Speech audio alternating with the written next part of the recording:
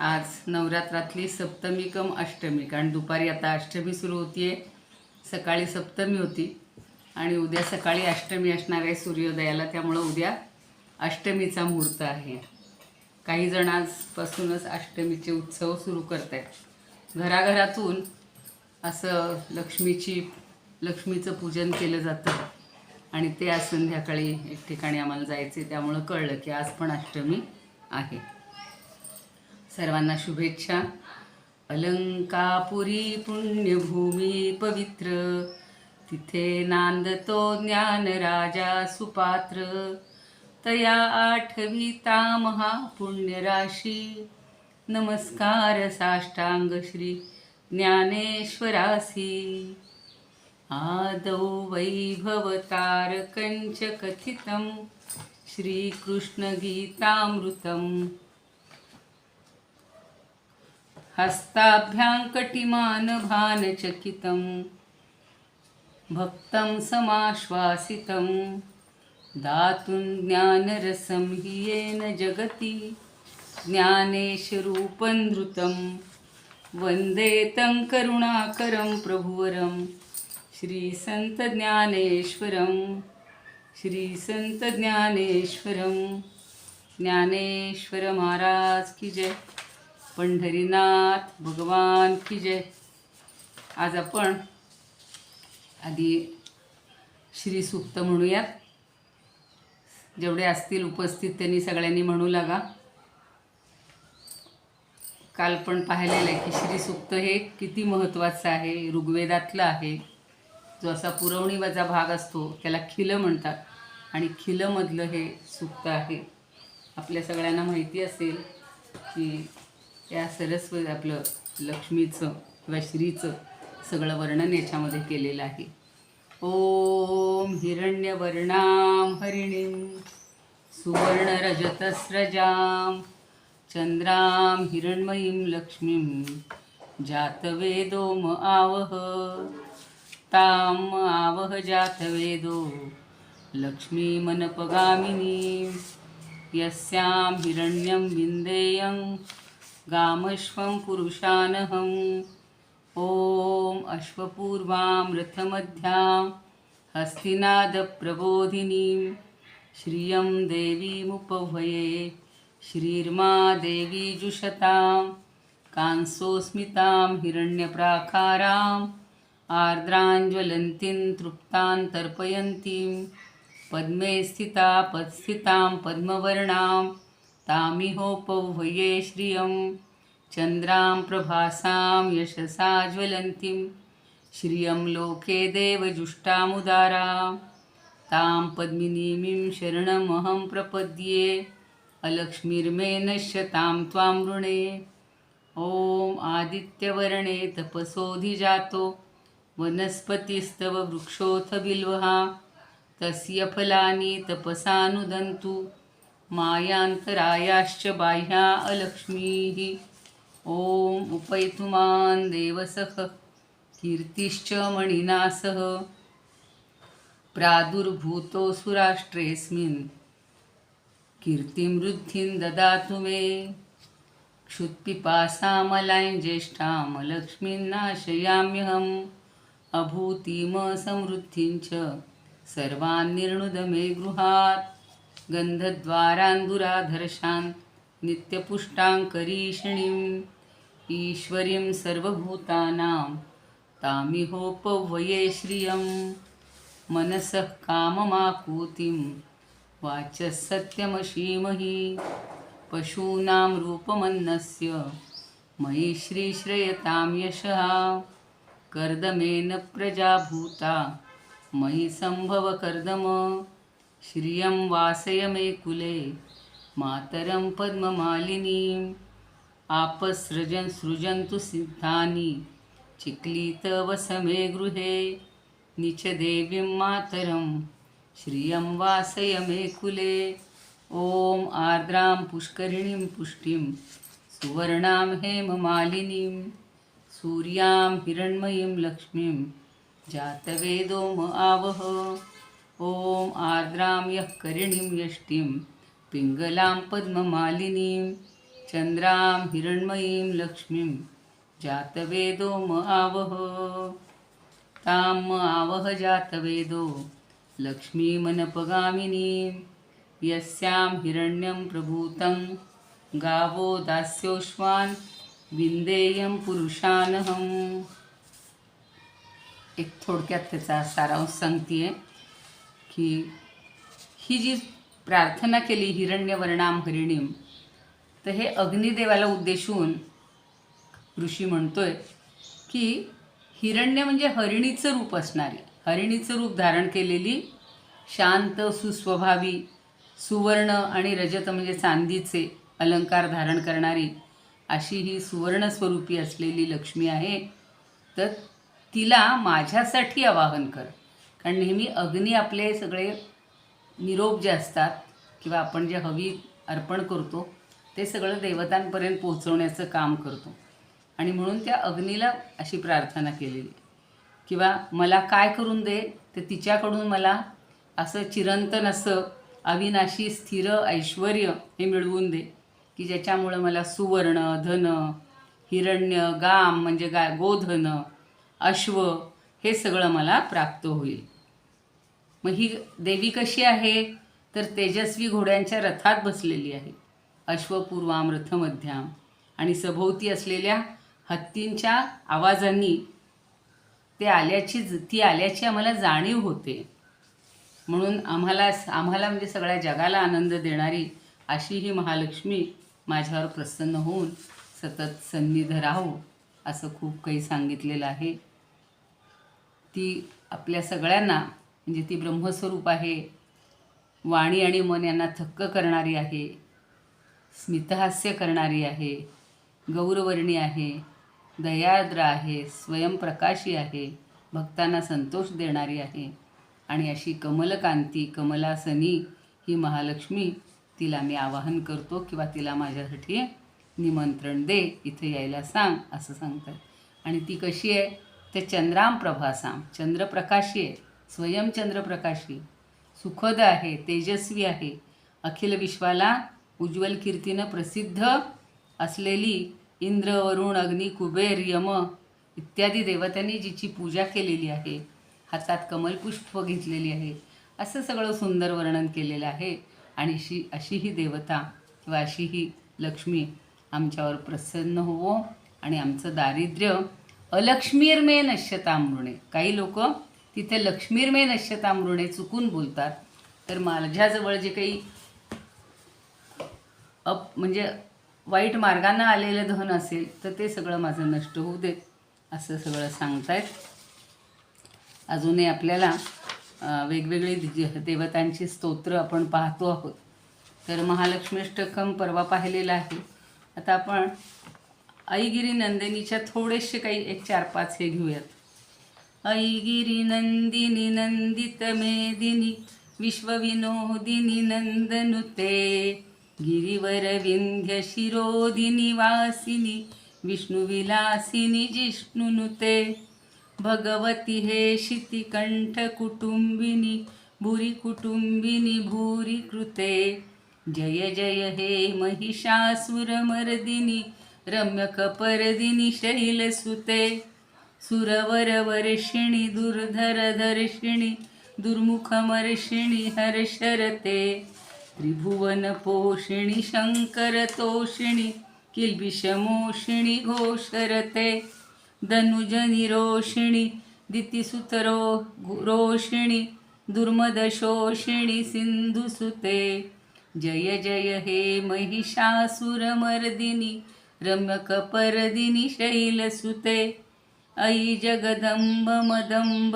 कदंब वनप्रिय वासिनी हासरते शिखरी शिरोमणि तुंग हिमालय शृंगनीलजालय मध्यगते मधुमधुरे मधु कैटभगंजिनी कैटभभंजिनी रासरते जय जय हे महिषासुरमर्दिनी रम्यकपर्दिनी शैलसुते ऐ शतखंड विखंडित रुंड वितुंडित शुंड गजाधिपते रिपुगजगंड विदारण चंड पराक्रम शुंड मृगाधिपते निजभुज दंड निपातित खंड विपातित मुंड भटाधिपते जय जय हे महिषासुरमर्दिनी रम्यकपर्दिनी शैलसुते ऐरण दुर्मद शत्रुवधोदित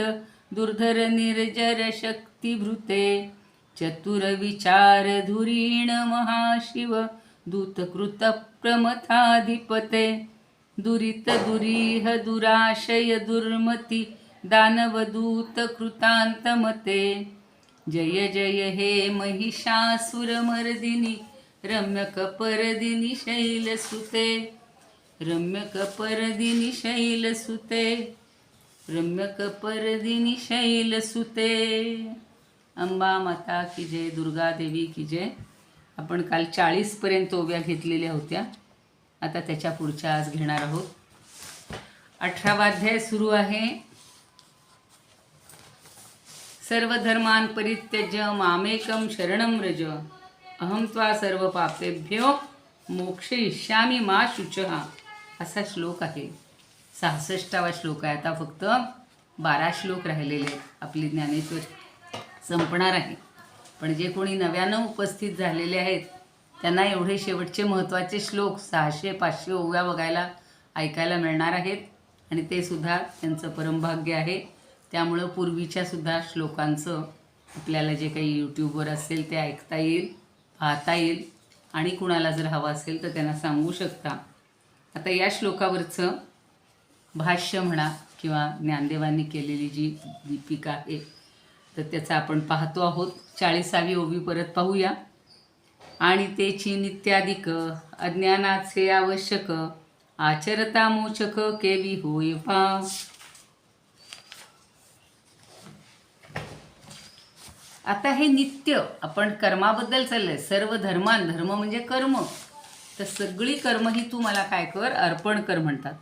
म्हणून नित्य नैमित्तिक जी कर्म आहेत ती एका विलक्षण निष्ठेनं करायला पाहिजेत, आचरणात आणली पाहिजेत। आणि ती आचरण आणताना माणसाची अज्ञानापासून सुटका कशी होते ते आता सांगतात। म्हणजे आपण रोज आपलं कर्म करतो, पण कर्म करत असताना आपण स्वतःकडे अहम, मी केलं म्हणतो, तेवढाच फक्त वाग आपला चुकत असतो। कर्म तर करायला हवीत, पण कुठलीही अपेक्षा न ठेवता, कर्मफळाची अपेक्षा न ठेवता, आणि हे कर्म मी केलं न म्हणता एवढं जर केलं तर आपल्याला मोक्ष जो हवा आहे तो मिळणार आहे। मग आता पुढच्या 41व्या श्लोकात आता इथं असा प्रश्न विचारला आहे की अज्ञानापासून सुटका कशी होते। आणि तेची नित्याधिक अज्ञानाचे आवश्यक आचरता मोचक केवी होय पा। केवी म्हणजे कशी, आणि मोचक म्हणजे त्याच्यातून सुटका होणार। तर ह्या अज्ञानापासून आपली सुटका कशी होणार। मागे एकदा मी तुम्हाला शंकराचार्यांचं सगळं असं एक साखळी सांगितलेली होती की माणसाला, आत्म्याला दुःख कशाचं होतं तर शरीर धारणेचं होतं। शरीर धारण का केली जाते धारणा, तर कर्मामुळे केली जाते। कर्म का केलं जातं तर रागादिभ्या म्हणजे आसक्ती वगैरे असते म्हणून केलं जातं। आसक्ती कशामुळं होते तर अविवेकामुळं होते। अविवेक कशामुळं होतो तर अज्ञानामुळं होतो। आणि अज्ञान कशामुळं होतं तर अज्ञानाला कारण नाही, म्हणजेच अज्ञान हेच आपल्याला सगळीकडे तापदायक आहे किंवा सगळ्या बंधनात टाकायला कारणीभूत आहे। म्हणून अज्ञानच जर आपलं दूर झालं तर बाकीचे प्रश्न राहणारच नाहीत। आता 41वी ओवी काय म्हणतात बघा।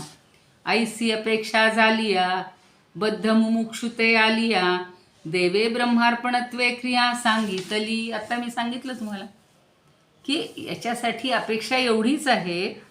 अशी शंका निर्माण झाली की हे अज्ञान कसं नष्ट होणार, तर आपण म्हणजे सामान्य मनुष्य हा बद्ध आहे, या संसारामध्ये बद्ध आहे।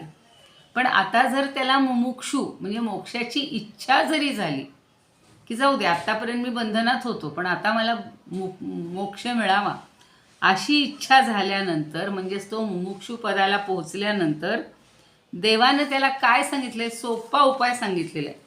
ब्रह्मार्पण देवे ब्रह्मार्पणत्वे क्रिया सांगितली, याच्या खाली अंडरलाईन करून ठेव. देवे म्हणजे देवानी, ब्रह्मार्पणत्वे क्रिया, सगळ्या क्रिया ज्या आहेत या ब्रह्मार्पणमस्तू असं म्हणतो ना आपण. रामार्पणमस्तू, कृष्णार्पणमस्तू. आता बघा आपण देवीची प्रार्थना करतोय, देवीची उपासना करतोय, तर ते आपापल्या देवीला अर्पण करूया. जे काही आपण करतोय ते आपण पुन्हा म्हणतो की हो मला हे मी एवढं केलं, मी तेवढं केलं, ही व्रत केली, हे उपवास केले, अमुक खाण्याचं सोडून दिलं, सगळं केलं, पण मी केलं. तर त्या देवीला अर्पण करायचे. हे सगळं जे काही म्हणजे जे काही सोडलंय हे सुद्धा त्या देवीलाच अर्पण करायचे. ही देवी म्हणजेच परमात्म रूपच आहे. आपण रोज वाचतोय, जे 14 अध्याय वाचत असतील, 13 अध्याय, त्यांना सगळं सप्तशतीच्या पाठातनं माहिती आहे की ही देवीच परमात्म रूप आहे. जे काम देवांना जमत नव्हतं ते काम देवीनं केलेलं आहे. एवढ्या राक्षसांना तिनं ठार मारलेलं आहे. कितीतरी हजारो त्यांचे जे सैनिक किंवा बाकीचं सैन्य होतं ते सगळं तिनं उद्ध्वस्त करून टाकलेलं आहे, नष्ट केलेलं आहे. म्हणजेच ही देवीसुद्धा परमात्म स्वरूपच आहे.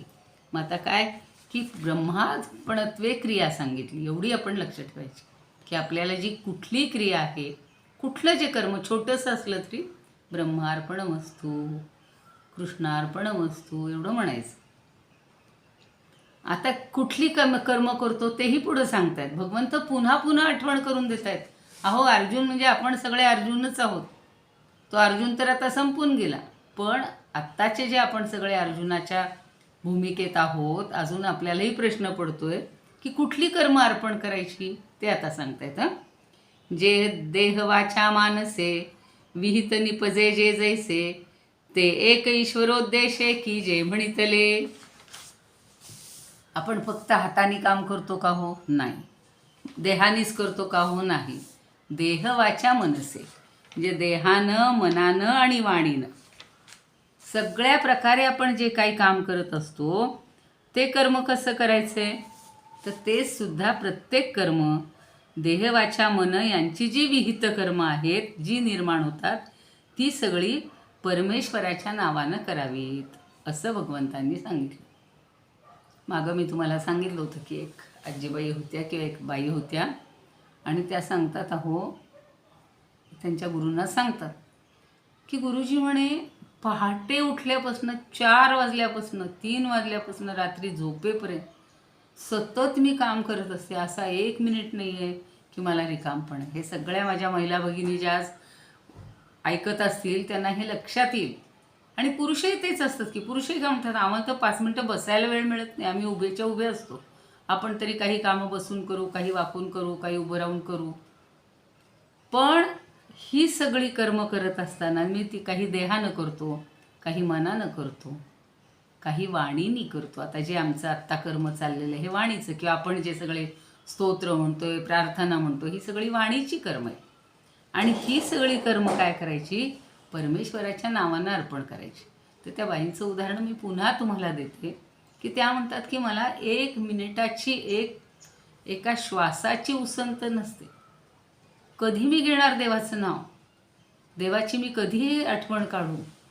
तेव्हा त्या गुरूंनी सांगितलं की बाई ग तू काय काय करते, हां सगळी कामं तर माहिती आहेत सगळ्यांना. मग म्हणे तू प्रत्येक काम घेताना रामा मी हे आता करते, रामा हे मी तुझ्यासाठी करते, हां कृष्णा मी तुझ्यासाठी करते, कृष्ण आता मी धुणं धुते, कृष्ण आता मी चहा करते, कृष्ण आता मी पाणी भरते, कृष्ण आता मी धुणं धुते, सगळं करते, मी आता स्वयंपाक करते. बघा त्याचं नाव घेऊन फक्त करायचं आणि त्याच्याकडून ते करून घ्यायचं. म्हणजे तो करतोय, मी करतोय असा भाव नाही ठेवायचा. हा सगळा निष्काम कर्मयोग आहे, तो पुढे सांगतायत. आता ते एक ईश्वरोद्देशे की जे म्हणितले, हेची ईश्वरी कर्मयोगे भजन कथनाचे खागे, आदरिले शेष भागे चतुर्थाचे नी. हे ईश्वरी कर्मयोगे. हे कर्म कुणाचं आहे, हे सगळं ईश्वराचं आहे कर्म. हा सगळा निष्काम कर्मयोग आहे. त्याच्या साह्यानं परमेश्वराच्या नावानं आपण हे जे सगळं करत असतो करावीत असं जे सांगितले ते एवढ्यासाठी सांगितले की हे सगळं भगवंतांनी 4थ्या अध्यायातच सांगितलेलं आहे. भक्तीची उपासना आणि हरिनामाचा उच्चार कसा करावा हे सगळं 4थ्या अध्यायातच सांगितलेलं आहे. म्हणून पुन्हा काय आपण म्हणतोय आता इथे, हेची ईश्वरे कर्मयोगे भजन कथनाचे खागे आदरिले शेषभागे चतुर्थाचे नी खे. शेषभागे जे काही उरलेलं आहे हे तेव्हाच सांगितलेलं आहे, 4थ्या अध्यायातच सांगितलेलं आहे. ज्ञान कर्म योग सगळा सांगितलेला आहे. ज्ञानही कसं मिळवायचं, ज्ञान सगळ्यात महत्त्वाचं आहे, आणि कर्मही कसं करायचं तेही सांगितलेलं आहे. आता आपण पुन्हा मागे एवढं जायला नको, जेव्हा आवश्यक असेल तेव्हा आपण सांगूया. मग पुढच्या याच्यात पुन्हा सांगतायत की 4थ्या अध्याय म्हणजे हे 4थ्या अध्यायात सगळं सांगितलं. आता पुढच्या ओवीत काय सांगतात बघा. पुढचे आता आपल्याला कसं झालं, पहिल्या अध्यायापासून काय चाललंय ते, पहिला अध्याय, दुसरा अध्याय, तिसरा अध्याय इथपर्यंत आलो आपण. काल आपण पहिल्या अध्यायाचं पाहिलं होतं, मग दुसऱ्या, मग आता तिसऱ्या, आता 4थ्या चालले.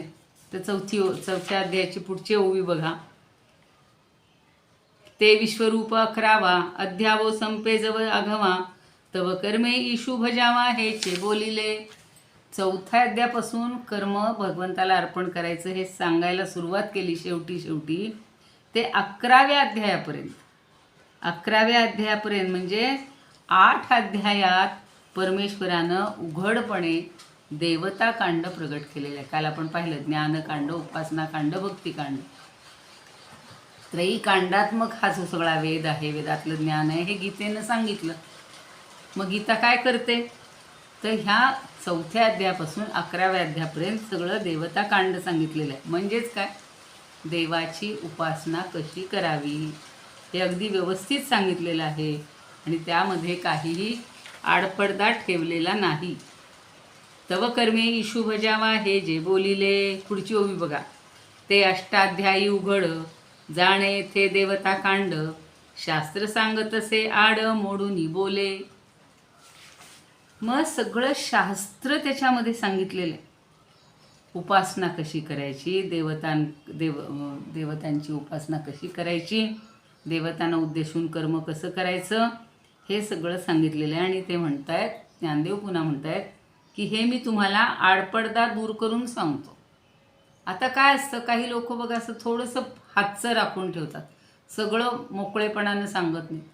पण भगवंत आणि ज्ञानदेव आपल्याला म्हणतायत की आता आम्ही तुम्हाला कुठलाही आडपडदा ठेवणार नाही, आडपडदा दूर करून सगळं सांगतो बरं.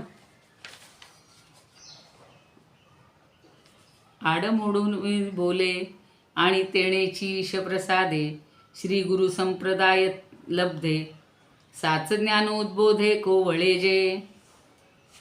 आता गुरूंच्या प्रसादानं, श्री गुरूंचा प्रसाद किंवा श्री गुरूंची कृपा झाली.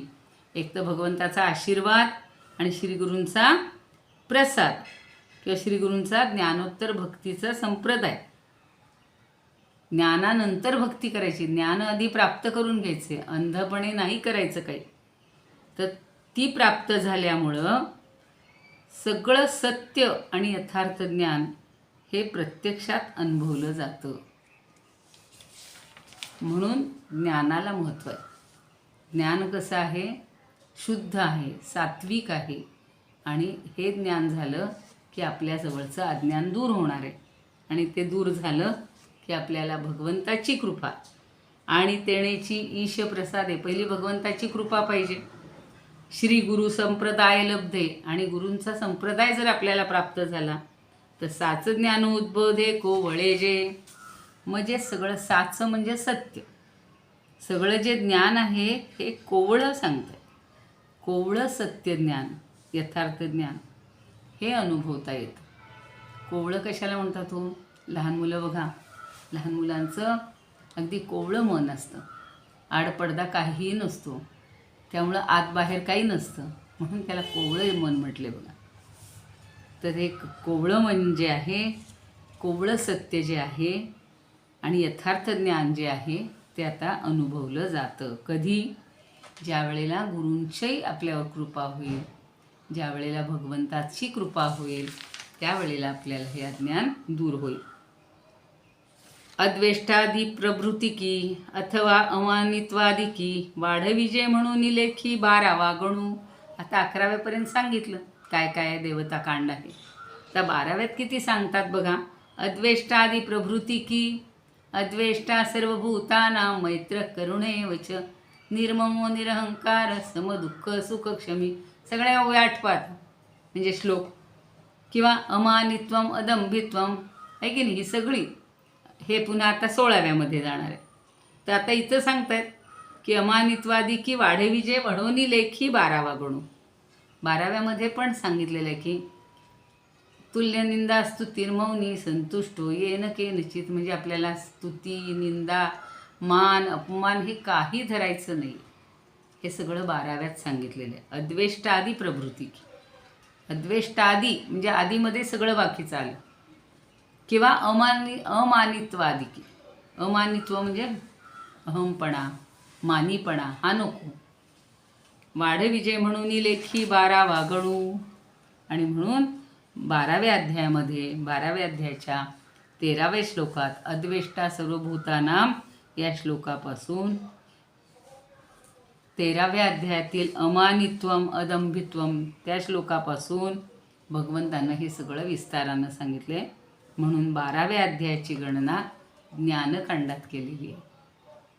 आणि आपण नेहमी म्हणतो 12वा अध्याय हा भक्तियोग आहे. पण ज्ञानोत्तर भक्ती आहे ती. तिथपर्यंत भक्ती सांगितली 4थ्यापासून 11व्यापर्यंत. उपासना वगैरे सांगितलं जे मग अशी ते दैवतकांड. पण ही जी आहे ही भक्ती आहे, पण ज्ञानकांडात भक्ती येते ती. म्हणून 12व्या अध्यायापासून 15व्या अध्यायापर्यंत परिपक्व ज्ञानाचं परिपक्व फळ असा विषय आहे. बघा आता शेवटची ओवी त्यातली. तो 12वा अध्यायादी आणि 15वा अवधी ज्ञानफळ पाकसिद्धी निरूपणासी. ज्ञान फळ पाकसिद्धी. पाक कसा होतो? नुसती साखर घातली आणि पाणी घातलं की पाक होतो का? नाही, त्याला उष्णता द्यावी लागते. आणि मग 1 तारी 2 तारी 3 तारी काय जे हवे तसे पाक आपण करत असतो, लाडूला बर्फीला आणि कशाला. तर तो पाक झाला की त्याच्यामध्ये काही अशुद्धता राहत नाही. तसं हा जो आहे 18वा अध्याय आपलं 17वा अध्यायापर्यंत त्यांनी सांगितलं. अजून आधीचंच चाललेलं आहे आपलं.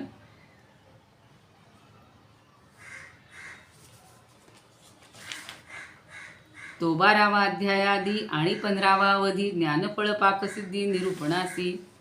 तर ज्ञानाचं परिपक्व फळ हा या विश्लेषणाचा विषय आहे.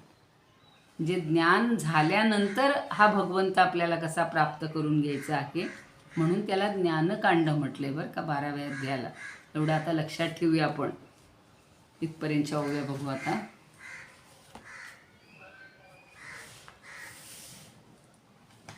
आता कांड कोठे कोणते ते स्पष्ट, डोळा दिसे नीट ऐसे दाऊ. प्रथम अध्यायी प्रस्ताव तो साचा, शास्त्र प्रवृत्तीचा गीतेची. या काल ओव्या झालेल्या आहेत. द्वितीय अध्यायी सांख्यतत्व भले, सारांशे दाविले विवरोनी. ज्ञानप्रधान हे असे सांख्यशास्त्र, सर्वथा स्वतंत्र मोक्षदानी. एवढीच येथे सूत्ररूपी खुणा, दाखविली जाणा अध्यायी. मग ज्ञाने जे जीव झाले बद्ध, तया मोक्षपद लाभावया. देहे अहंकारे सर्वथा ते बद्ध, म्हणून प्रमाद ते न करिता. काम्यसिद्धी निषिद्धा ते सांडोनिया येथ, तयांनी विहित आचरावे. नित्यशुद्ध भावे कर्म आचरावे, निर्णय जो देवे केला ऐसा. कर्मकांड भले तेची जाणा येथ, तृतीयाध्यायात सांगितले. नित्यनैमित्तिक कर्मे आवश्यक, होतील मोचक कैशारीती. अपेक्षिती ऐसे मुमुक्षु जे कोणी, गेले ओलांडोनी मध्या बद्धावस्था. आत्ता मी सांगितलं की आत्तापर्यंत आपण बद्धावस्थेत होतो, पण आता निदान मोक्षाची इच्छा झाली म्हणजे आपण मुमुक्षू पदाला पोचलो आहोत. तयांसाठी देवे ब्रह्मार्पण योग सांगितला चांग विवरोनी. देहवाच्या मने नित्याधिक येथ जैसे जे विहित निपजल. ईश्वरासाठीच सर्व ते करावे ऐसे वासुदेवे निवेदिले. कर्मयोगे कैसा भजावा ईश्वर बरावा विचार बोलिला हा. चतुर्थे अध्यायी अखेरीपासून ऐसे विवरण आरंभिले. तेची विश्वरूप दर्शनापर्यंत आठ अध्यायात संपविले. कर्मे कैसा ईश भजावा साचार बोलिला प्रकार हा जो साच. तेची गीते माझी उपासना कांड दावी तो उघड बोलोनी हे.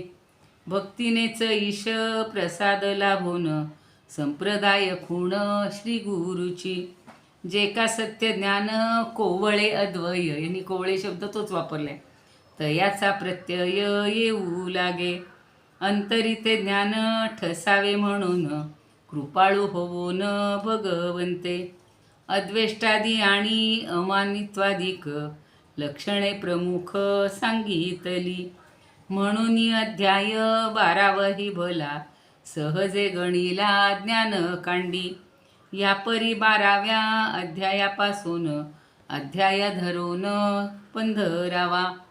चोहो माझी ज्ञान फलपाक सिद्धी वर्णिली क्षरादी निरूपणे.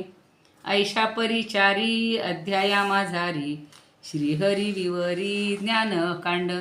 12, 13, 14, 15. आता पुढं काय सांगतायत ते पुढच्या.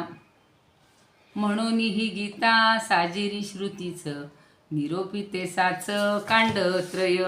काल आपण सांगितलं की कांडत्रय कसं आहे. पुढची एक ओवी फक्त घेऊया.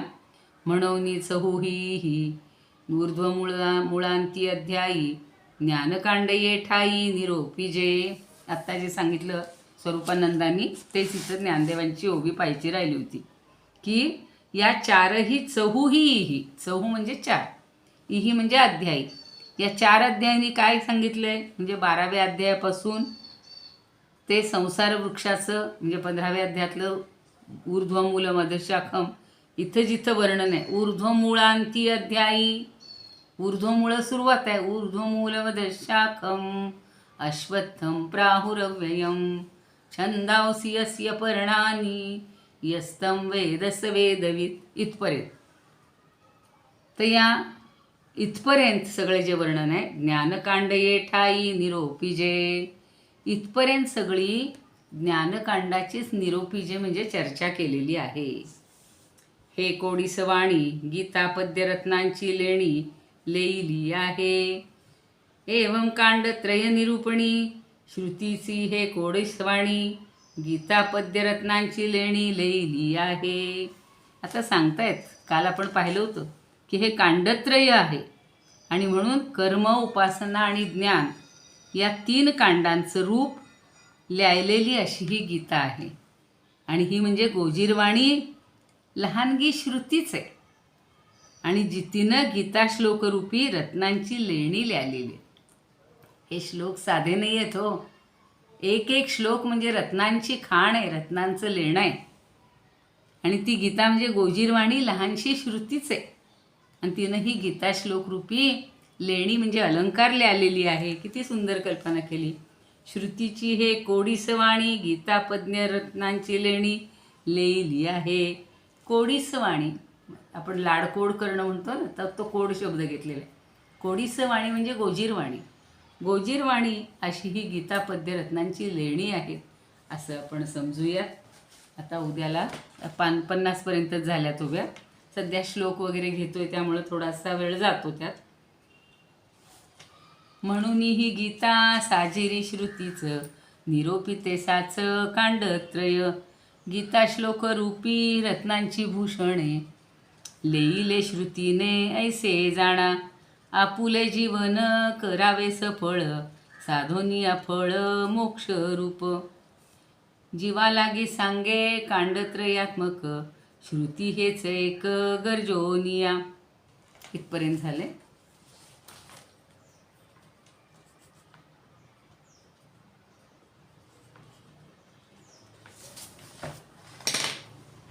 आज 10 तारीख आहे ना. 10. इदमुपकर्तुं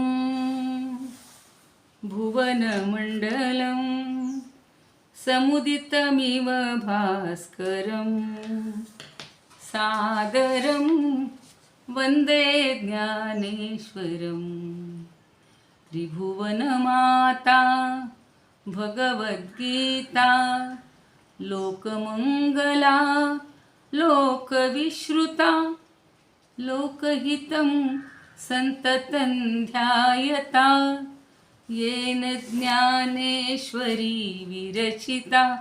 श्रुत्वा प्राकृतगिरं सादरं वन्दे ज्ञानेश्वरं सादरं वन्दे ज्ञानेश्वरम्. आरती ज्ञानराजा महाकैवल्य तेजा सेविती साधू संत मनुवेधला माझा. आरती ज्ञानराजा लोपले ज्ञान जगी हित ती कोणी. अवतार पांडुरंग नाव ठेविले ज्ञानी. आरती ज्ञानराजा कनकाचे ताट करी उभ्या गोपिका नारी. नारद तुंबरुह सामगायन करी. आरती ज्ञानराजा प्रगट गुह्य बोले विश्वब्रह्मची केले. राम जनार्दनी पायी मस्तक ठेविले. आरती ज्ञानराजा महाकैवल्य तेजा सेविती साधू संत मनुवेधला माझा. आरती ज्ञानराजा ज्ञानेश्वर महाराज की जय. पंढरीनाथ भगवान की जय. कुणाला काही म्हणायचं आहे एखादा मिनिट असेल तर, नाही तर मग थांबूया.